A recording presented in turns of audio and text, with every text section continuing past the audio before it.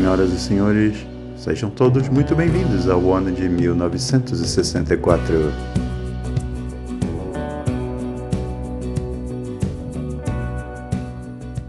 No início do mês de outubro, quando uma equipe de operários remodelou completamente as instalações existentes e construiu novas no Autódromo de Interlagos, em São Paulo, e recapeou quase todo o circuito externo. O recorde mundial de resistência do Gordini é um fato importantíssimo para a história do Brasil, para a história do automóvel. Hoje nós somos o quarto mercado mundial de automóveis. Naqueles dias nós estamos começando.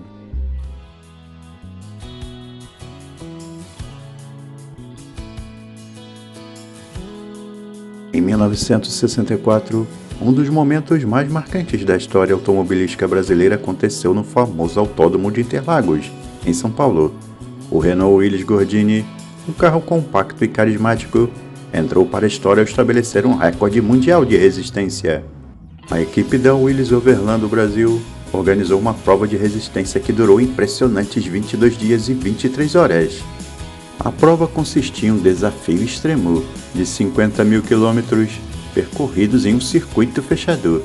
A equipe de pilotos revezou-se ao volante do pequeno Gordini durante 22 dias ininterruptos, enfrentando o calor intenso, chuvas e as noites frias, além do imprevisto mecânico. O resultado? O valente Gordini completou a maratona com louvor, comprovando sua durabilidade e resistência e garantindo lugar especial na história automobilística brasileira. Este feito memorável foi uma prova de que, com determinação e engenhosidade, até um carro pequeno poderia realizar grandes feitos.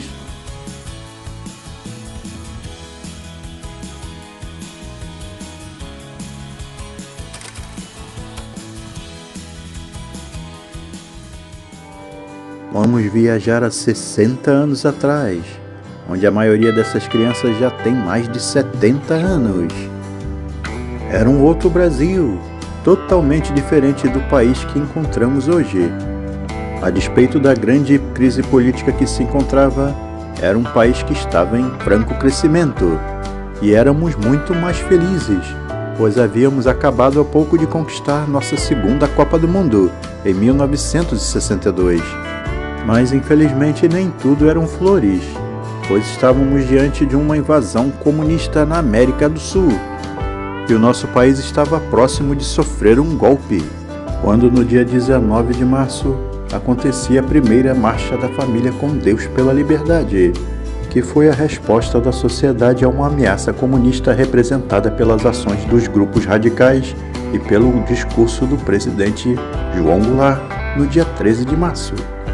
Tudo isso desencadeou no contragolpe de 64, com a deposição do presidente João Goulart no dia 31 de março, iniciando assim o regime militar brasileiro, que durou de 1964 até 1985. Falando agora sobre fatos marcantes do ano de 64, foi nesse ano a fundação da empresa Gradiente. Nos anos 70, a companhia teve um crescimento econômico relevante, implantando a sua primeira fábrica na Zona Franca de Manaus em 1972 e abrindo seu capital em 74.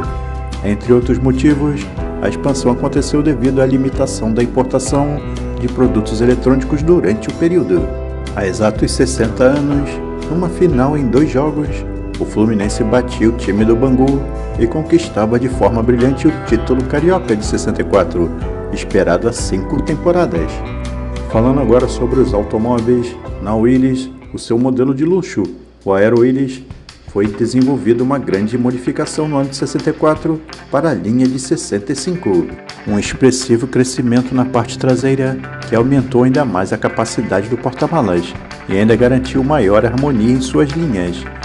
Mas quem já liderava o mercado de automóveis naquele ano era o Volkswagen Sedan 1200, popularmente conhecido como Fusca. Nesse ano, o Besouro cresceu 26% de suas vendas em relação ao ano de 1963, fechando o ano com 51.755 unidades produzidas. Vamos agora ao vídeo de 1964, lembrando aos gentis amigos que não se esqueçam de curtir e compartilhar. E caso ainda não seja inscrito no nosso canal, por obséquio, se inscreva!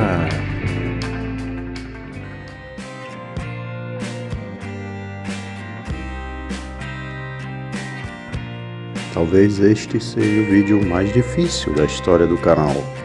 Falar do ano de 1964 é sempre difícil, pois mexe com sentimentos e entendimentos antagônicos. Mexe também com ideologias igualmente conflitantes. É como colocar as mãos no vespeiro. Porém, como fizemos em outros vídeos, neste não será diferente. Vamos nos ater apenas aos fatos. No calendário do século XX, o ano de 1964 está marcado para os brasileiros como o ano do golpe civil-militar, do dia 31 de março, e seus desdobramentos. O país sofria uma das suas piores crises, com greves, ameaças de guerra civil, caos quase incontrolável, deterioração econômica e financeira, indisciplina nos quartéis e inflação muito alta. Algo estava prestes a acontecer, pois a maioria dos brasileiros era a favor de uma intervenção militar em 64, o que de fato aconteceu. Mas não só dessas crises foram feitas no ano de 64. Vamos agora a outros fatos marcantes. Aquele foi o ano, por exemplo, do filme de 007 contra Goldfinger, um clássico do cinema interpretado por Sean Connery. 64 também foi o ano da chegada dos Beatles aos Estados Unidos. Enquanto a banda já era super reconhecida na Inglaterra desde 62, nos Estados Unidos a fama deles começou apenas em 1964, quando em janeiro deste ano, o single I Wanna Hold Your Hand alcançou o primeiro lugar no Billboard Hot Singles. No dia 22 de outubro, a seleção brasileira de basquetebol masculino ganha a medalha de bronze olímpica, derrotando Porto Rico na final dos Jogos Olímpicos de Verão do México. Foi também em 1964 que a Monarch lançou uma das séries mais icônicas de seus modelos, a série Brasiliana 64, que hoje é uma das bicicletas mais cultuadas. No dia 12 de junho, Nelson Mandela era condenado pelas autoridades sul-africanas à prisão perpétua, por várias acusações, incluindo terrorismo. No dia 27 de agosto, o filme Mary Poppins estreava em Los Angeles. O filme acabaria por ganhar 5 estatuetas de Oscars e tornar-se o maior sucesso de bilheteria de Walt Disney. No dia 24 de maio, em Lima, capital do Peru, um violento tumulto fez 330 mortos entre os espectadores que assistiam uma partida no estádio de futebol.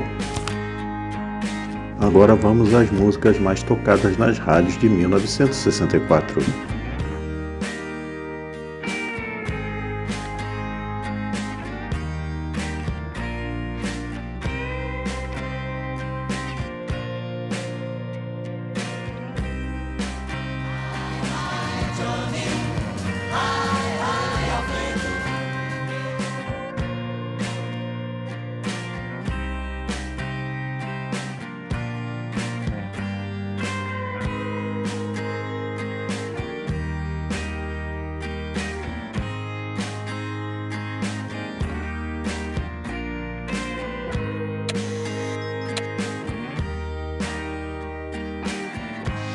Senhores, interrompida a partida. Alô, alô, alô. Fala quem chamou. O juiz acaba de marcar penalidade máxima. Proibiu o time inteiro de comer pirulitos top G-Craques.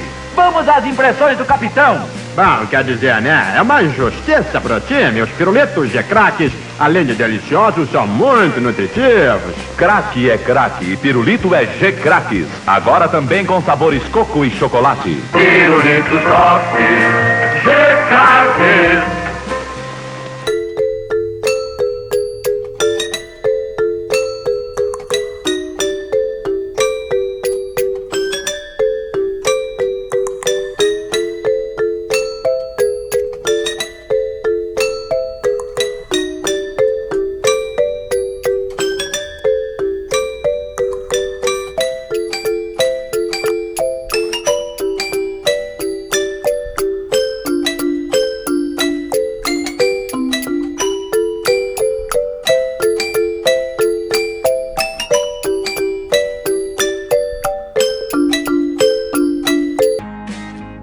Agora vamos falar dos carros. Afinal de contas, estávamos na aurora da indústria automobilística nacional. Muitos lançamentos importantes nessa época. O Aero-Iris foi objeto de especial atenção em 64. Além de nova suspensão e câmbio sincronizado de 4 marchas, o sedã ganhou tambores de freios aletados, nova traseira, muito mais elegante, frisos laterais de novo desenho e o maior porta-malas da categoria, com 820 litros. Também, por fim, foi eliminada a aba sobre os faróis, tão criticada pela imprensa especializada. O Cinca Tufão chegou em 1964, com muito alarde. Entre tantas melhorias funcionais, o carro era visivelmente mais moderno, com teto mais alto, vidros maiores e com novas lanternas traseiras. Na frente, o adorno do capô saiu e o grau ganhou um emblema preto. Cinca Rally Tufão trocou as entradas de ar circulares por outras menores nas laterais do capô. Também em 64, a DKV VMAG fazia uma grande inovação. Lançava um modelo diferenciado e avançado para sua época, o DKV VMAG Fissori, usando a base mecânica do Belka, mas com carroceria desenhada e desenvolvida na Itália.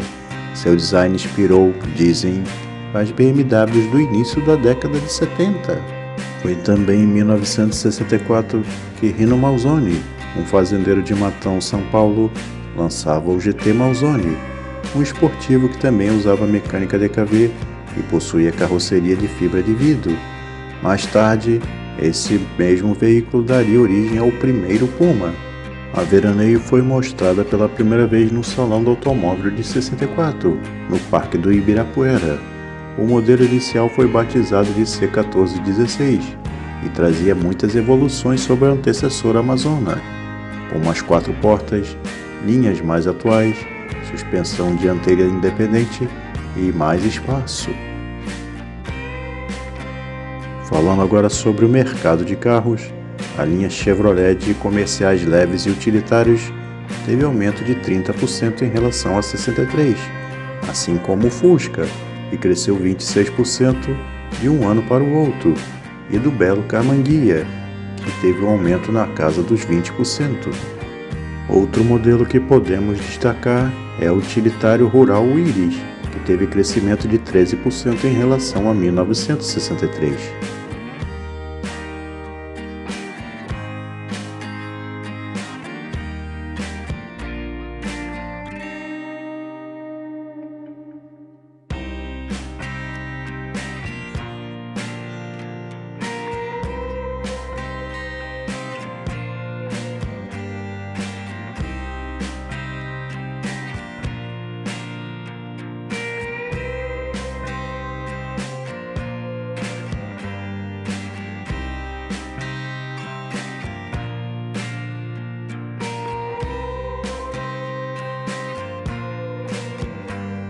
Agradecemos aos gentis amigos que acompanharam até aqui nosso vídeo.